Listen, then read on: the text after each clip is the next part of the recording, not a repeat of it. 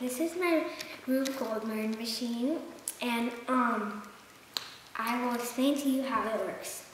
So first of all, you bonk this little marble, and it goes down, and it hits this, and these aren't fully connected, so they start, they're like dominoes, and then they hit this, which this swings and hits the train, and goes down, which hits the red thing, which hits the dominoes, and hits the tower, which hits the books, and it hits the book with the ball on it, and then it goes down and kills the pirates.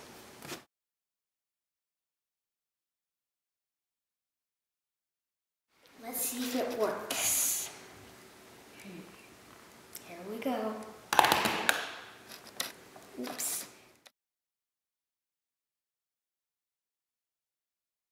Now let's try this again.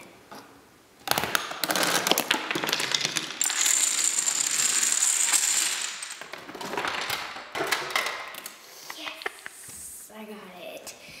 It worked. First try. Thanks for watching.